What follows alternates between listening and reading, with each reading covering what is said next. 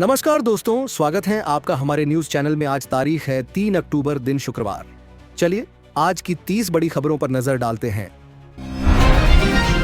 गृह मंत्री अमित शाह आज छत्तीसगढ़ के बस्तर दौरे पर हैं, जहां वे ऐतिहासिक मुरिया दरबार कार्यक्रम में शामिल होंगे।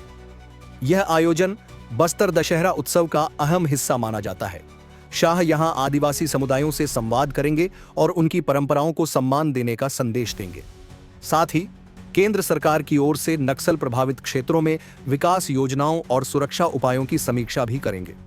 बस्तर क्षेत्र में नक्सल गतिविधियों पर रोकथाम को लेकर अमित शाह कई अहम घोषणाएं कर सकते हैं। इस मौके पर प्रदेश के कई नेता और अधिकारी भी मौजूद रहेंगे। मुरिया दरबार में पारंपरिक नृत्य, गीत और सांस्कृतिक प्रस्तुतियां होती हैं, जिससे इस कार्यक्रम का महत्व और बढ़ जाता है। शाह की मौजूदगी को बीजेपी 2025 के विधानसभा चुनाव से जोड़कर भी देख रही है। कांग्रेस अध्यक्ष मल्लिकार्जुन खड़गे की हाल ही में हुई पेसमेकर सर्जरी पूरी तरह सफल रही है। 82 वर्षीय खड़गे को दिल्ली के एम्स में भर्ती कराया गया था, जहां उन्हें हार्ट की धड़कन नियंत्रित रखने के लिए यह सर्जरी कराई गई।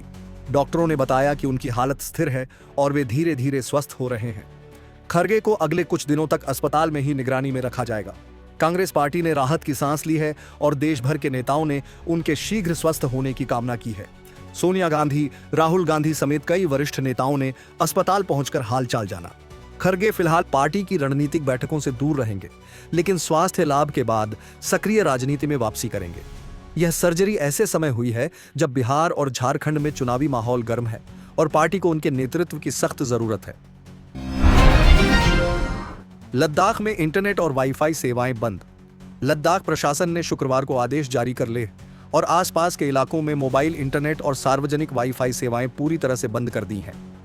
यह कदम एहतियातन सुरक्षा कारणों से उठाया गया है। सूत्रों के अनुसार क्षेत्र में कुछ संगठनों द्वारा विरोध प्रदर्शन की आशंका जताई गई थी। प्रशासन को डर है कि सोशल मीडिया के जरिए अफवाहें फैल सकती हैं, जिससे शांति व्यवस्था बिगड़ सकती है। इस कारण सभी टेलीकॉम कंपनियों को इंटरनेट सेवा तत्काल बंद करने के निर्देश दिए गए हैं। स्थानीय लोगों को केवल लैंडलाइन और ब्रॉडबैंड सेवाएं उपलब्ध कराई जाएंगी।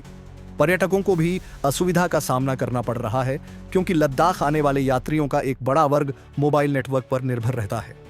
प्रशासन ने अपील की है कि लोग अफवाहों पर ध्यान न दें और शांति बनाए रखें। सुरक्षा एजेंसियां लगातार हालात पर नजर रखे हुए हैं। दिल्ली में बारिश से पीएम मोदी का रावण दहन कार्यक्रम रद्द।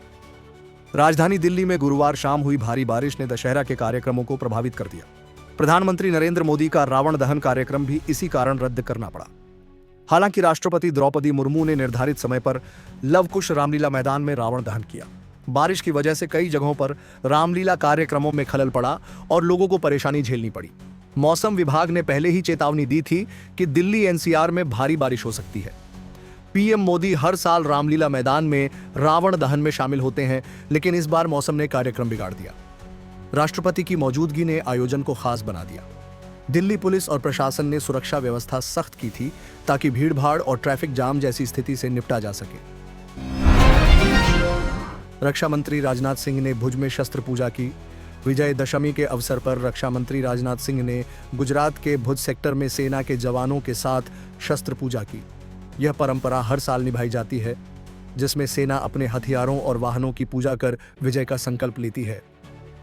राजनाथ सिंह ने जवानों का मनोबल बढ़ाते हुए कहा कि देश की सीमाएं पूरी तरह सुरक्षित हैं और सेना हर चुनौती का सामना करने के लिए तैयार है। उन्होंने सेना को आधुनिक तकनीक और हथियारों से लैस करने की केंद्र सरकार की योजनाओं का भी जिक्र किया। इस दौरान सैन्य उपकरणों की प्रदर्शनी भी लगाई गई। राजनाथ सिंह ने जवानों के साथ दशहरा मनाया और पारंपरिक भोजन का स्वाद भी लिया। उन्होंने कहा कि भारतीय सेना केवल रक्षा ही नहीं करती, बल्कि देश की एकता और अखंडता की प्रतीक है। भारत करेगा संयुक्त राष्ट्र शांति सेना सम्मेलन की मेजबानी। भारत इस महीने 14 से 16 अक्टूबर तक संयुक्त राष्ट्र शांति सेना यूएन पीसकीपिंग सम्मेलन की मेजबानी करेगा। यह सम्मेलन नई दिल्ली में होगा और इसमें करीब 30 देशों के सैन्य नेतृत्व और प्रतिनिधि शामिल होंगे। भारत दुनिया का सबसे बड़ा शांति सैनिक योगदानकर्ता देश है और अब तक 2 लाख से अधिक भारतीय सैनिक यूएन मिशन में सेवा दे चुके हैं। इस सम्मेलन में शांति मिशनों की चुनौतियों, आधुनिक युद्ध तकनीक और मानवीय संकटों से निपटने पर चर्चा होगी। रक्षा मंत्री राजनाथ सिंह और विदेश मंत्री एस जयशंकर उद्घाटन सत्र में शामिल हो सकते हैं। भारत इस आयोजन से वैश्विक स्तर पर अपनी छवि और मजबूत करना चाहता है। यह सम्मेलन ऐसे समय हो रहा है जब दुनिया कई हिस्सों में संघर्षों से जूझ रही है, खासकर अफ्रीका और पश्चिम एशिया में। कांग्रेस कार्य समिति की बैठक पटना में। बिहार विधानसभा चुनाव 2025 को लेकर आज पटना में कांग्रेस कार्य समिति CWC की अहम बैठक हो रही है। इस बैठक में पार्टी की चुनावी रणनीति पर चर्चा होगी। कांग्रेस अध्यक्ष मल्लिकार्जुन खड़गे की अनुपस्थिति में बैठक की अध्यक्षता सोनिया गांधी और राहुल गांधी कर सकते हैं। बिहार चुनाव में महागठबंधन की भूमिका और सीट बंटवारे को लेकर भी बात होगी। सूत्रों के अनुसार पार्टी दलित, पिछड़ा और अल्पसंख्यक वोट बैंक को साधने की योजना बना रही है। इसके अलावा कांग्रेस चुनाव प्रचार अभियान को डिजिटल और जमीनी स्तर पर मजबूत करने की रणनीति भी तैयार कर रही है। पटना बैठक से पहले प्रदेश कांग्रेस कार्यकर्ताओं ने शहर में रैली भी निकाली। पार्टी चाहती है कि बिहार में वह अपनी खोई हुई जमीन वापस हासिल करे, क्योंकि पिछली बार उसका प्रदर्शन बहुत कमजोर रहा था। तमिलनाडु में सीएम स्टालिन और राज्यपाल को धमकी। तमिलनाडु में तनाव की स्थिति तब पैदा हो गई जब सीएम MK स्टालिन और राज्यपाल RN रवि के आवास को बम से उड़ाने की धमकी मिली। धमकी देने वाले व्यक्ति ने ईमेल के जरिए यह संदेश भेजा। इसके बाद राज्य की खुफिया एजेंसियां और पुलिस अलर्ट हो गई हैं।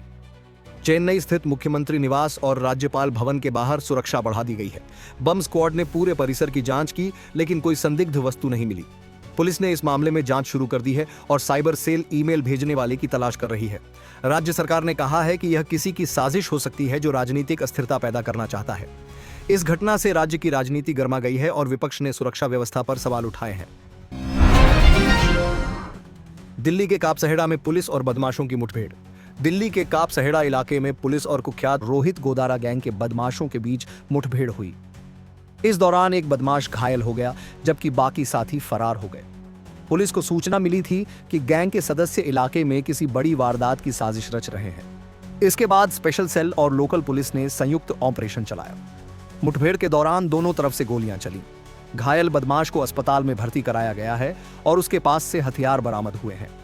पुलिस का कहना है कि रोहित गोदारा गैंग हाल के दिनों में दिल्ली NCR में सक्रिय हुआ है और रंगदारी व वसूली के कई मामले दर्ज हैं। घटना के बाद इलाके में भारी पुलिस बल तैनात किया गया है। मणिपुर में राष्ट्रीय राजमार्ग बंद का आह्वान।